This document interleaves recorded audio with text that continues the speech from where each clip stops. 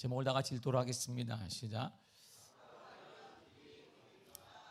우리 말에 알아야 면장을 한다는 말이 있습니다. 그 면장은 뭐 시골에 있는 면의 장, 군수 이걸 말하는 것은 아닙니다. 한문으로 말하면 이 면장은 담장을 마주하고 있는 것 같은 답답함에서 벗어난다 이런 뜻입니다. 그러니까 알면 내 한계, 답답함, 내 앞길을 막고 있는 것으로부터 벗어날 수 있다 이런 뜻입니다. 그래서 알아야 면장을 한다 이렇게 말합니다. 어떤 분야의 일을 하든지 간에 그와 관련된 일을 하려면 그 분야에 관련된 학식이나 실력을 골고루 갖추고 있어야 한다는 뜻입니다. 다시 말하게 되면 어느 일을 하든지 하고자 하는 일이나 학식이나 실력이 없으면 그 일을 제대로 감당할 수가 없다라는 뜻입니다. 그러므로 바로 알아야 우리의 한계로부터 벗어날 수 있습니다. 바로 알아야 지금까지는 안 되는구나, 우리 가정이 안 되네, 내 사업이 안 되네, 내 진로가 안 열리네, 그 답답함으로부터 벗어날 수 있다 이런 뜻입니다. 제가 초등학교 때 이태원에 살았는데 겨울이 되면 지금처럼 우리 옛날 사람인가 봐요. 나도 옛날에 말이야 이거 쥐 아무것도 아니었다 하는 거 보면 옛날에 말이야 나가면 코에가 얼음이 얼었다 막 이렇게 그런 적은 없습니다만 아마 가난해서 그랬을 것 같습니다. 그날에도 그래도 지금보다는 추웠던 것 같아요. 지금 지구 온난화 때문이니까. 이태원에 제가 살았는데 겨울이 되면 살던 지역의 가장 높은 곳에 하얏트 호텔이 있었어요. 하얏트 호텔이 있는데 그때는 그 호텔이 5성급이다 이런 건 몰랐으니까 그냥 앞에 보면 널찍한 터전이 있으니까 그게 놀이터였어요. 그냥 놀면 아저씨들이 얘들아 가라 그래서 내가 왜 가라는 거야, 우리 놀이터인데. 그래서 여기 놀고 친구들하고 놀았단 말이에요. 제가 아내와 함께 오래전에 방문한 적이 있는데 지금 가도 그 호텔은 여전히 있고 상당히 가파릅니다. 언덕 꼭대기에 있거든요. 그런데 겨울이 되면 그 호텔까지 우리 친구들이 올라가요. 이렇게. 그리고 각자 준비한 나무로 만든 썰매를 등에 지거나 아니면 플라스틱 이런 게 없으니까 푸대자루 같은 거 갖고 가거나 그것도 없으면 비닐 하나 갖고 애들이 다 갑니다. 그 당시에 무슨 뭐 장갑 그런 게 어디 있어요. 그냥 하면서 이렇게 가요. 애들이 가서. 그리고 상당히 가파른데 거기에 딱 앉습니다. 그러면 끝까지 내려가는 거예요. 지금으로 보면 마하 몇 이렇게는 아니지만 상당히 빨리 내려갑니다. 이야, 지금 생각해도 막 가슴이 뻥 뚫리는 것 같아요. 이야, 정말 이야 대단합니다. 근데 매년 이상한 일이 생기는데 함께 썰매를 타던 친구들이 가끔 안 보일 때가 있습니다. 자주 안 보여. 매년마다 한동안 보이지 않는 친구들의 공통점은 바로 병원에 입원한 거예요. 너무 가파른 언덕이나 썰매를 타다가 스스로 넘어져 뒹굴르든가 돌이나 쇠에 툭 부딪히든가 꼬마아이가 가끔 통제할 수 없으니까 찾기로 이렇게 딸려가요. 이렇게 꼬마아이가 자 부딪혀가지고 이길 수가 없으니까 병원에 다 애들이 이렇게 있어요. 그때는 병원을 이렇게 저도 어리고 하니까 병원에 뭐 신방 문병 간다는 게 없으니까 걔 어떻게 됐으니까 부러졌대. 그래? 부러졌구나. 참 그냥 끝이야. 그게 끝이야. 뭐 안타깝다 야 우리 무섭지 않냐 그게 아닙니다. 그리고 겨울이 되면 여전히 그곳에서 썰매를 타는 거예요. 또 나는 안 다칠 것이고 저는 한 번도 안 다쳤어요. 딱 합니다. 지금은 어떨까요? 지금 어쩌면 지금은 돈을 주고 타러 가도 안 타요. 지금 가도 이게 가파릅니다. 제가 봐도 어떻게 여기서 탔지? 이야, 생명 걸고 탔구나. 생명보험도 안 들었는데 그때는 그냥 탄 거예요. 쫙. 놀 게 그만큼 없었기 때문에. 그리고 얼마나 위험한지 지금은 알기 때문에 돈 주고 타러 가도 안 탑니다. 그리고 그때 부모님들이 때려가며 말렸던 이유를 알게 되는 거예요. 타면 안 된다. 타면 안 돼. 막 또 썰매 부순다. 부수면 친구들 모여가지고 나무 구해가지고 탁 남산에 나무가 많았거든요. 그 당시 남산에 가 나무 구해가지고 애들이 막 모양도 엉성하고 만들어가지고 딱 타다가 이게 중간에 빠지기도 하면 막 굴르기도 하고 찻길로도 나가고 운전하는 아저씨가 서가지고 막 욕하면은 막 도망가고 그게 흩한 거였잖아요. 그런 것들 왜 놀 곳이 없었기 때문입니다. 바로 알면 이렇게 더욱더 조심하게 되죠. 가파른 빙판 위에 썰매나 나무를 깔고 내려오지는 않을 것입니다. 그런데 그때는 그런 눈이 없어요. 그런 판단력도 없습니다. 그런 바르게 볼 수 있는 시야도 없습니다. 왜? 당장 재밌기 때문이죠. 제가 가끔 가다가 이제 신방을 가면 여기 우리 사거리에서 쭉 가다 보면 언덕길이 있습니다. 이렇게. 그거 아무것도 아니야. 엄청 길어요. 그 하얗게. 이야. 지금 생각해도 그냥 가슴이 막 시원하다 하면서도 이야, 내가 황천길로 안 간 건 주의 은혜로다. 이렇게 생각이 들기도 합니다. 하나님과 우리 관계도 마찬가지입니다. 때때로 우리가 영적으로 심차거나 의기도 심해지고 교회에 대해 예배에 대해 심해지면 구원에 대한 확신까지 의심할 때가 있는데 그 이유는 우리를 향한 하나님의 뜻을 바로 알지 못하기 때문입니다. 병든 사람이 병원을 찾습니다.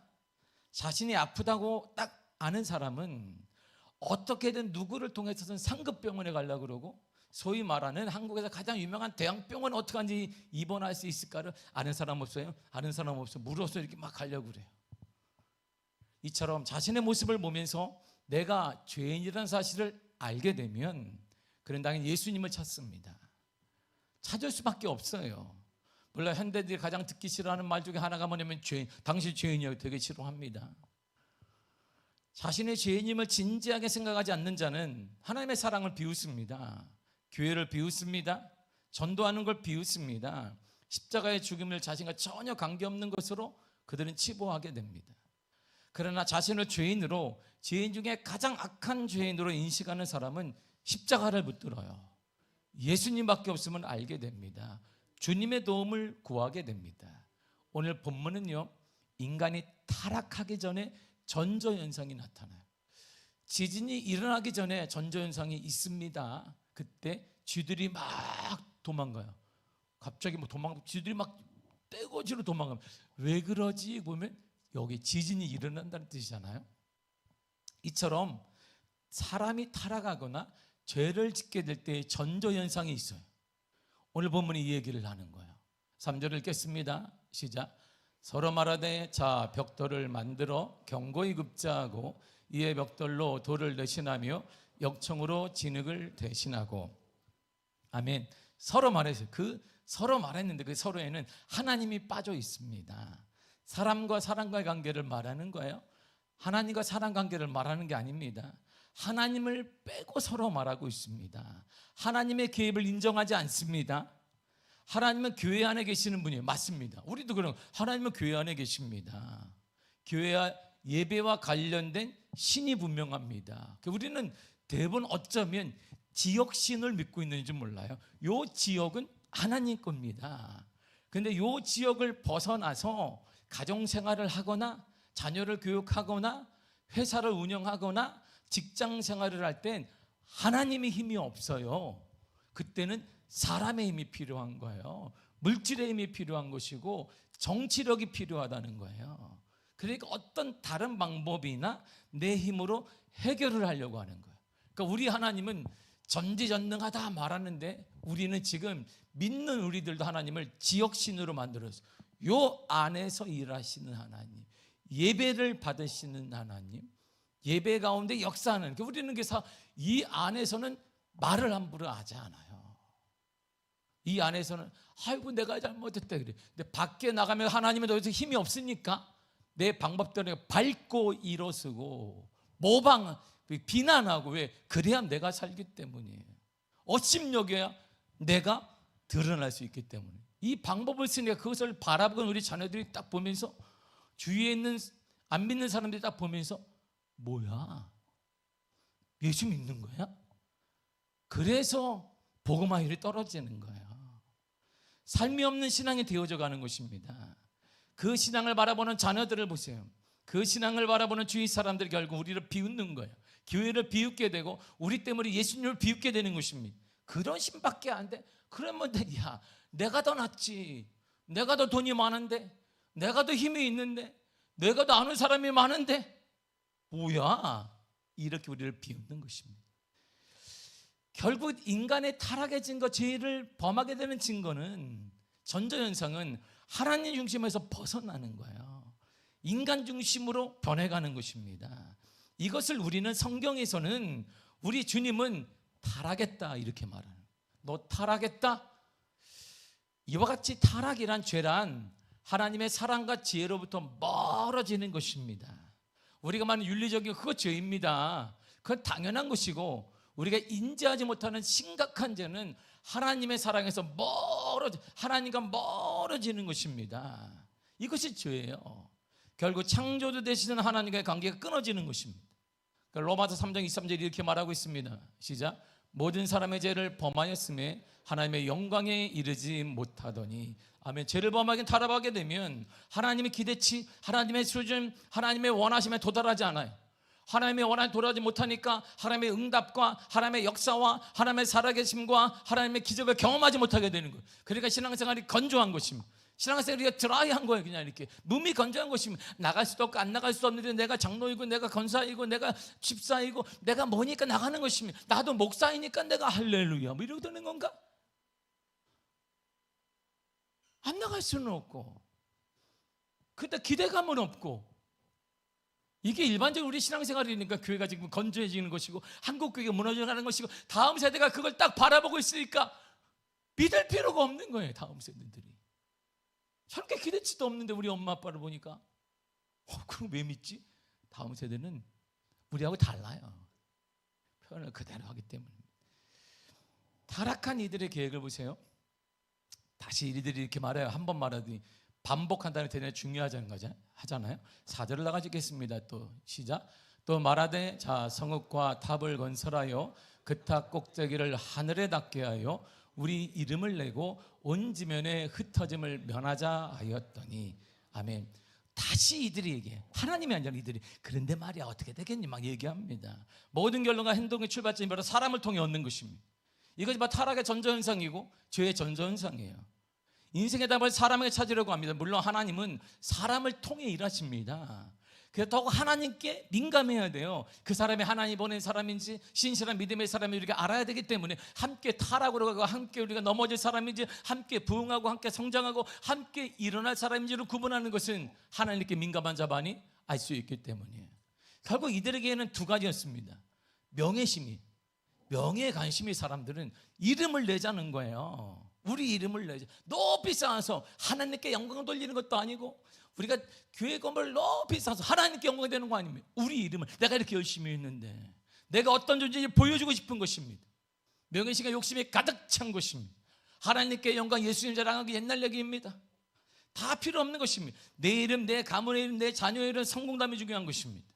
그래서 열심히 삽니다. 아무튼 열심히 합니다. 자녀를 성공시키는 것이 부모의 명예가 되는 것이고 남편을 출세시키는 것이 아내의 명예가 되는 것이고 남들보다 큰 집과 좋은 환경을 더 나아가 좋은 직업을 갖는 것들은 자신과 가문의 영광이 되는 것이. 그래서 그냥 내가 말이야 우리 집이 말이야 이야 자랑하는 것이죠. 이게 타락의 증거예요.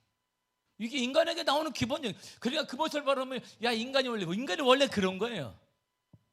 원래 인간이 그러니까 실망할 필요가 없는 거예요. 저 만나면 자기 자랑질이야. 원래 그냥 그러려니 하는 거예요. 그냥 뭐 흥분할 게 뭐 있어. 원래 인간이 그런데 뭐. 그리고 교만한 거예요. 자신의 한계를 모르는 무지를 교만은 따라오게 되어 있습니다. 자 보세요. 온 지면에 흩어짐을 면하자. 이것은 가인에게 말한 저주를 말하는 거예요. 하나님이 가인을 저주하셨습니다. 그리고 이렇게 말씀하셨어요. 창세기 4장 12절에 쉬운 성경을 읽겠습니다. 시작. 내가 땅을 갈아 농사를 지어도 더 이상 땅은 너를 위해 열매를 맺지 않을 것이다. 너는 땅에서 떠돌 것이다. 너는 죽지 않아. 계속 떠돌아다닐 거야. 그러니까 얼마나 힘들겠어요. 농경사회에서 뭔가 씨를 뿌려서 먹어야 되는데 떠돌아. 뭔가 살만하면 떠돌게 되는 거예요. 이게 가인에게 해준 하나님의 저주입니다. 하나님께서 가인에게 내린 저주를 자신들의 힘으로 이겨보겠다는 것입니다. 운명론 그거 없습니다. 이겨내는 거, 믿음으로 이겨내는 거, 그것이 아닙니다. 내 힘으로 충분히, 내 노력으로 충분히 바꿀 수 있다는 것입니다. 그리고 이들은 자신의 힘으로 충분히 그래서 가능하다는, 모여라. 우리가 나는 안 되지만 모여. 하나님이 대수냐, 하나님의 힘이냐, 우리가 모이면 충분히 가능하다는 것입니다. 그래서 이들은 꿈꾼 게 뭐냐? 세계 단일 국가를 만들면 되겠다. 흩어지지 말고 똘똘 뭉쳐 제국을 만들면 되겠다. 그러나 하나님의 뜻은 인간에게 복을 주시면서 생육하고 번성하여 땅에 충만하라 그랬습니다. 온 세상에 흩어져 퍼지는 것입니다. 부흥하는 것입니다. 번성하는 것입니다. 온 땅에 가득하게 되는 것입니다. 온 땅을 가졌고 만들어 가라는 것입니다. 만약 이들이 꿈꿨던 단일 제국이 된다면 그 안에는 지배계급과 피지배계급이 당시 존재하게 됩니다. 그럼 지배를 받거나 그 핍박을 못 이기게 되면 다시 떠돌아다니는 일이 생기게 될 거예요. 그런데 이런 뜻도 모른 채 무식하고 교만해서 바벨탑을 쌓겠다는 거예요. 거대한 하나님의 제국을 만들겠다는 것입니다. 그러므로 교만한 행동과 교만한 생각을 하기 전에 먼저 알아야 됩니다. 하나님의 뜻을 알아야 돼요. 참 안타깝습니다. 그래서 이들의 교만은 무지해서, 무지하면 교만해요. 교만한 사람을 보면 그냥 아유 무지야, 하나님 잘 모르는, 이렇게 가볍게 여기면 됩니다. 거기다 대고 막 싸우지 말고, 이렇게 싸우려고 하지 말고, 이렇게. 결국 인간의 교만은 하나님에 대한 무지에서 나오는 것입니다. 하나님을 모르면, 하나님을 바로 알지 못하면 교만해서 잘못된 행동과 잘못된 판단을 하게 됩니다. 이들에 대한 하나님이 이렇게 반응을 하셨어요. 그런데 보세요, 7절을 읽겠습니다. 시작. 자, 우리가 내려가서 거기서 그들의 언어를 혼잡하게 하여 그들이 서로 알아듣지 못하게 하자 하시고. 아멘. 이 바벨탑에서 이 바벨의 뜻이 혼잡하게 하다, 이런 뜻이거든요. 딱 보니까 언어를 혼잡하게 해야 되겠다 이랬어요. 악한 사람들, 잘못된 무리가 하나 되는 거, 그 엄청난, 이야, 하나도 우리가 몇 사람들인데 이들이 악한 무리가 제국을 이루고 나라를 이룬다. 정말 끔찍한 일이잖아요. 그래서 하나님이 이들을 흩어 놓으셨어요. 근데 흩으시는 방법이 조금 특이합니다. 그때까지 인류는 하나의 언어를 쓰고 있었어요, 이렇게. 그런데 하나님께서 명예와 교만과 무지로 가득한 인류를 잘못된 길로 가게 되자 이들을 흩으셔서 창세기 1장 28절에 생육하고 번성하여 땅에 충만하라는 명령도 이루시고, 그 뜻을 이루기 위해서 다시 노아의 때처럼 인류를 심판하지 않으셔야 되니까, 또 멸절하면 안 되니까 뿔뿔이 흩어지게 하셨습니다. 그런데 방법이 보세요. 언어를 뒤섞어 놨어요. 그 전까지는 돌 하나 줘 그러면 오케이 그러는데, 돌 하나 줘 하니까 뭐 달라고? What? 저 what은 또 뭐야? 쟤는 또 돌 달라고. 돌? 처음 듣는 용어인데 이게 헷갈리기 시작한 것입니다.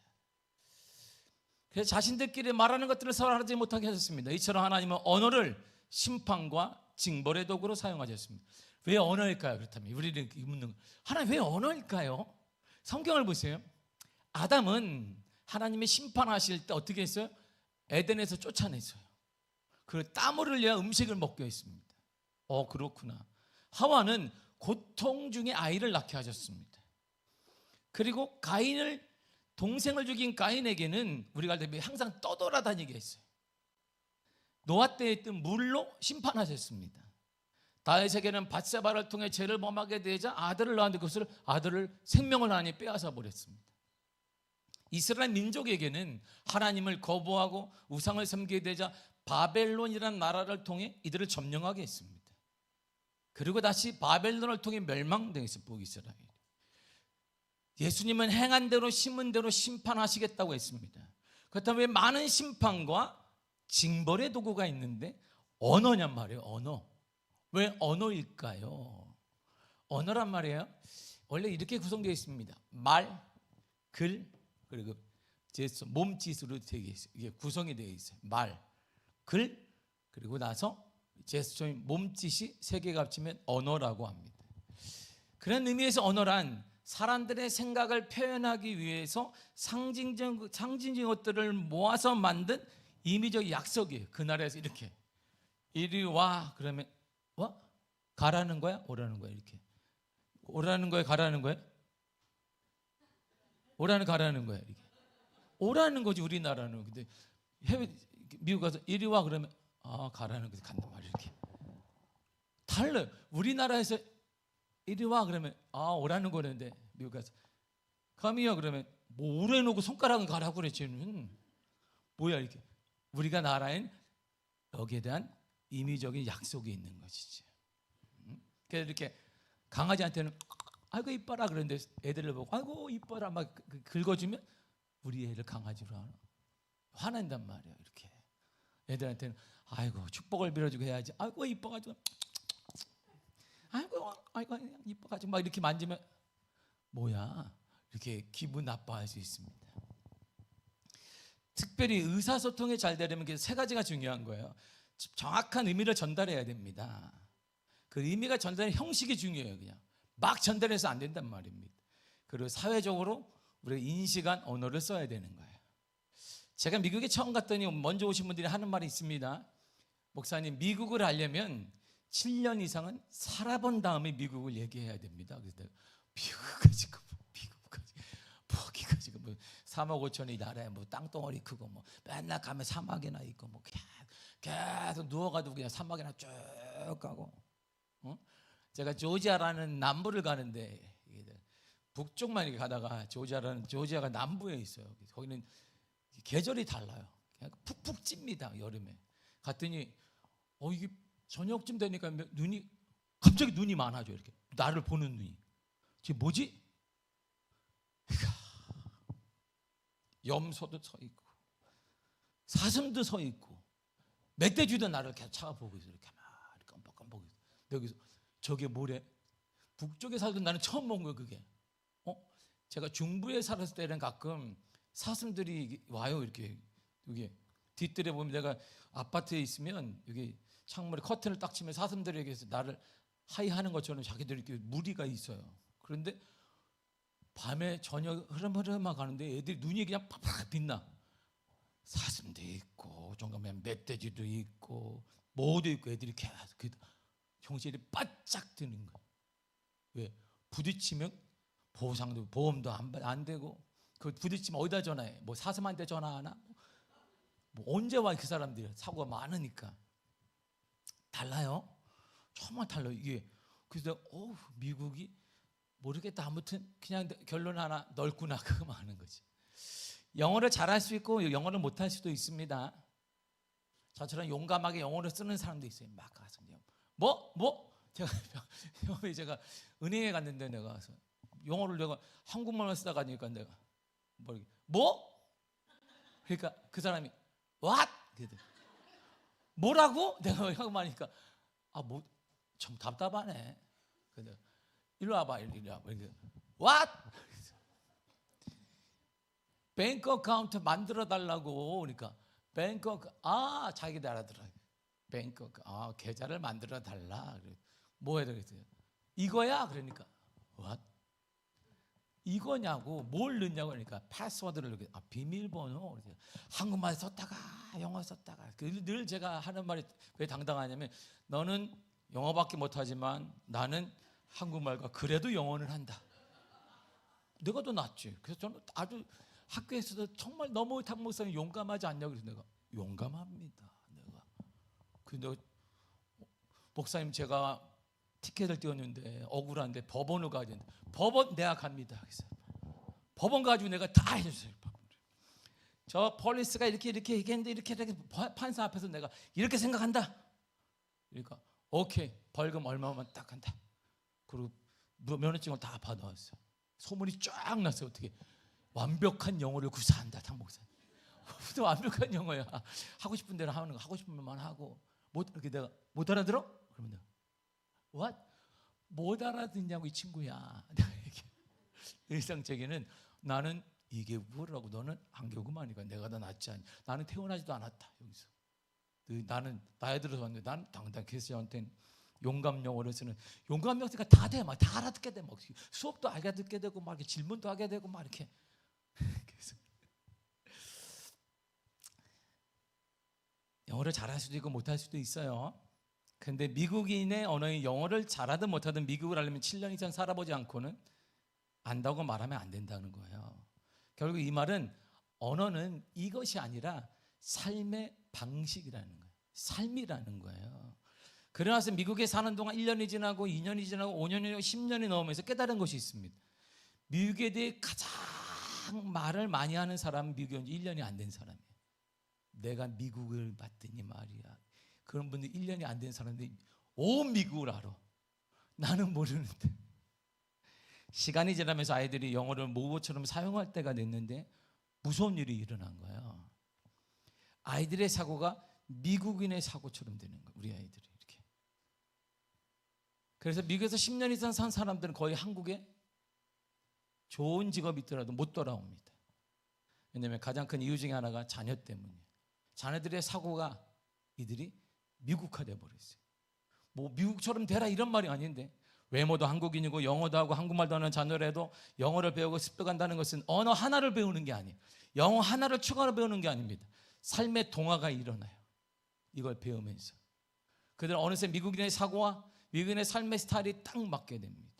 너무나 자연스럽게 자신의 것으로 받아들여요. 결국 하나님께서 언어를 혼잡하게 뒤섞이게 하신 것은 어느 순간에 보니까 죄가 뼛속까지 자연스럽게 묻어진 거예요, 사람이. 그래서 그걸 하나님께서 깨신 것입니다. 뼛속까지 죄로 물든 인류를 심판하신 것이, 그 죄의 파급력은 대단히 빠르고 강하기 때문에 금방 서로에게 나쁜 영향을 주지 못하도록 하신 것입니다. 그럼에도 아무리 죄에 물든 인류 공동체라 해도, 이 땅이라 해도 거기에는 죄로 물들지 않고 싸우고 있는 소수의 신실한 사람이 있기 때문에 이들을 보호하기 위해 흩으신 거예요. 우리는 교회의 위기를 말할 때 늘 다음 세대의 위기론을 강조합니다. 뭐 몇 년 된 애들이 없다 뭐 막 얘기합니다. 다음 세대의 아이들은 우리와 부모와 닮은 전형적인 한국인입니다. 이들은 부모와 같이 하나의 언어를 씁니다. 한국어를 씁니다. 다음 세대는 부모 세대 같은 한국에서 삽니다. 우리가 여기 살면 애들도 여기 삽니다. 학교도 여기 다닙니다. 이런 문화 속에 살고 있습니다. 그런데 우리의 다음 세대는 해외 선교지보다 더 어렵다고 말합니다. 같은 언어를 쓰는데 전혀 같지 않습니다. 그들이 쓰는 언어와 우리 세대가 쓰는 언어는 달라요. 그들이 사용하는 언어의 뉘앙스와 우리 세대가 사용하는 언어 뉘앙스는 완전히 다릅니다. 그들의 문화와 기성세대의 문화는 정말 다릅니다. 우리의 시각으로 딱 보니까 전혀 다릅니다. 그래서 가장 어려운 선교지가 다음 세대라는 말이 있습니다. 현재 대한민국을 보십시오. 어느 것 같습니다. 우리는 셈적 계통의 민족입니다. 한 민족입니다. 그래서 우리는 예전부터 단일 민족, 백이 민족이라고 했습니다. 그런데 지금은 어떻습니까? 세대의 언어가 달라요. 한국말에 서로 이해가 되지 않습니다. 등을 돌리게 됩니다. 신앙도 전수되지 않습니다. 사상에 따라 언어가 다릅니다. 같은 한국 사람, 동일한 언어를 쓰지만 전혀 다른 두 나라가 한국에는 딱 존재합니다. 보는 게 달라요. 똑같은 사건을 보는데 우리나라는 두 나라인가 봐. 편도 쫙 나눠져 있습니다. 두 나라가 공존하는 나라가 돼버렸어요. 시끄럽죠. 이 어려운 시기에 힘이 안 모아지죠. 해외에서 볼 때 이거 콩가루 집안이구나, 이 나라. 누구하고 대화를 해야 되는데 트럼프가 됐지만 누구하고 지금 뭐 다른 대통령도 만나고 일본 수상도 만나고 우리나라는 만날 사람이 없어. 왜? 누군데? 대행이랍니다. 이름도 부르기 힘든데 대화가 되지 않아요. 서로에 대한 미움과 오해만 가득한데 똑같은 대한민국이 똑같은 사건을 접했는데 말이에요. 왜 이렇게 되었을까요? 여러분, 왜 이렇게 되었을까요? 왜 이렇게 혼잡하게 되었을까요? 하나님이 우리나라에 대한 뜻을 알아야 합니다. 바로 알아야 돼요. 이 땅을 향한 하나님의 마음이 어떤지를 알아야 합니다. 하나님의 끝이, 지금 심판의 끝이 우리나라에 다가오고 있으면 알아야 된다, 이런 말입니다. 우리가 알아야 할 하나님의 마음을 너무나 모르기 때문에 엉뚱한 데서 해결책을 찾는 거예요. 서로 1등 해보겠다고, 서로 정권 잡아보겠다고, 하나님의 마음을 전혀 모른 채 3분의 1이 그리스도인인데 국회의원 중에 아무도 관심 없습니다. 그런데요, 이와 같은 혼란 속에 있다가 바벨탑 사건 이후에 갑자기 한 사람 이야기가 성경이 완전히 다 바뀌어요. 바로 한 사람의 가족사가 등장합니다. 그게 바로 아브라함이에요. 아브라함. 왜 아브라함을 등장시켰을까요? 이런 말이죠. 성경 한 사람의 등장으로 비교를 하고 합니다. 그는 셈족입니다. 노아는 아담의 10대 손이고 아브라함은 노아의 10대 손입니다. 성경 아브라함이 이렇게 설명합니다. 창세기 11장 1절입니다. 시작. 여호와께서 아브라함에게 이르시되 너는 너의 고향과 친척과 아비집을 떠나 내가 내게 보여줄 땅으로 가라. 아멘. 보세요. 아브라함은 이해되지 않는 하나님의 명령에 그대로 순종한 사람이 아브라함. 미친 사람이에요. 물질적으로 정서적으로 안락을 누리고 삽니다. 그럼 우상을 깎으면서 대도시에서 잘 사는 사람입니다. 아버지들 이어서 가업을 이어받았습니다. 괜찮은 집안입니다. 이 당신이 아브라함이 이었던 가업이 자신 혼자 먼저 개척한 게 아닙니다. 아버지로부터 쭉 이어져 오니까 이름도 있고 인정도 받았던 가업의 전수자입니다. 근데 그에게 한 가지 부족한 것이 있어요. 영적인 평강이 없는 거예요. 하나님과 관계가 없습니다. 그랬던 그가 그렇게 살던 인류가 아브라함을 통해 전혀 다른 길, 전혀 다른 선택을 하게 됩니다. 그는 인생의 가장 중요한 문제를 오직 하나님과의 대화, 하나님과의 교제, 영적인 관계로만 선택하고 해결한 사람이 바로 아브라함입니다. 아브라함 전의 사람들은 인생의 문제를 서로 말하고 서로 경험을 논하고 서로 관계를 눈치를 보고 서로 권력이 있는가를 물어보고 서로 물질이 있는가를 물어보고 성공한 사람을 찾아가 보고 서로가 아는 지식 안에서 한 걸음씩 나아가는 해결하고자 했습니다. 그러나 아브라함의 등장으로 해결 방법이 완전히 달라졌습니다. 아브라함은 오직 하나님의 깊은 교제를 통해 인생의 문제를 해결하고자 했습니다. 그 방법이 사람들에게 너무나 낯설어요. 위험해 보입니다. 바보 취급을 받기도 합니다. 그러나 그는 하나님의 방법을 택했습니다. 이렇게 말해요. 히브리 11장 8절입니다. 시작. 믿음으로 아브라함은 부르심을 받았을 때 순종하여 장래 유업으로 받을 땅에 나아갈새 갈 바를 알지 못하고 나아갔으며. 아멘. 믿음의 방법 예나 지금이나 모든 사람에게 낯섭니다. 이 시대가 어떻습니다. 그래 믿음으로 살아야 됩니다. 믿음으로 교회에서는 하는 얘기인데 무슨 믿음의 방법이 무슨 교회 밖에 통하겠어? 예, 통합니다. 이게 아브라함이 주는 메시지. 이것이 타락이 아니라 축복의 사람이 되는 증거, 전조현상이 바로 여기 있는 것입니다. 아무리 시대가 어렵다 하나 지금도 이 땅은 믿음으로 승리하고 믿음으로 변화되어지며 믿음으로 부흥되며 믿음으로 역사가 나타나게 되는 것입니다. 그러나 믿음의 방법이 아니라 절대 하나님을 만날 수 없습니다. 아무리 바보처럼 보인다 할지라도 믿음의 방법이 아무리 낯설다 보일지라도 믿음의 방법이 아니고는 하나님을 절대 만날 수가 없어요. 믿음으로 하나님을 알게 된 아브라함은 이런 사람이 돼요. 창세기 12장 2절입니다. 시작. 내가 너로 큰 민족을 이루고 내게 복을 주어 내 이름을 창대하게 하리니 너는 복이 될지라. 아멘. 아브라함이 뭐래? 너는 복이야. 그냥 복 자체야. 그러니까 너와 복이 가니까 같이 네가 가면 거기가 복을 받는 거야. 가정으로 가면 그 가정이 복을 받는 거야. 나라 가면 그 나라가 복을 받는 거야. 그러니까 너를 저주하는 자에게 저주하고 축복하는 자에게 축복한다라고 주님이 말했습니다. 이제 정확히 알아야 합니다. 타락과 죄의 전조현상과 축복의 전조현상을 정확히 알아야 됩니다. 그래서 인생이 얽히고 꼬인 매듭들이 풀려져야 돼요. 이것이 축복의 시작입니다. 타락의 죄의 전조현상은 이것입니다. 사람 중심으로 가는 거예요. 모든 것이 내 경험 중심으로 가는 것입니다. 인생의 경험을 중요하게 여기는 것입니다. 그리고 사람들의 이해를 구하는 거예요. 계속 사람들이 이해를 구하는 선에서 멈추는 거예요. 내 믿음이. 그리고 내가 얻었던 이 땅에 얻은 것들을 자랑하고 싶은 마음이 가득한 것입니다. 그래서 자녀가 되든 남편이든 아내이든 부든 아파트든 뭐든 말이에요. 자기 자신을 자랑하는 것입니다. 그러나 축복의 전조현상은 달라요. 철저한 하나님의 중심적인 삶을 말하게 되는 것입니다. 사람의 이해를 구하는 것도 아닙니다. 사람들이 바보라 여기도 괜찮습니다. 철저한 믿음 중심을 말하게 되고 이해받기보다 옳은 것을 추구하는 것입니다. 영적인 자랑을 하는 것이에요. 하나님 자랑과 예수님 자랑으로 가득 찬 사람, 그 사람이 바로 축복을 받을 사람인 것입니다. 그리고 철저히 아브라함처럼 하나님의 뜻에 순종하며 살아야 됩니다. 이해되지 않더라도 이해받지 못하더라도 하나님의 뜻이라면 순종해야 됩니다. 여러분 이것이 살 길입니다.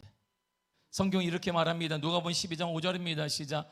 마땅히 두려워할 자를 내가 내게 보이리니 곧 죽은 후에 또한 지옥에 던져넣는 권세 있는 그들 두려워하라.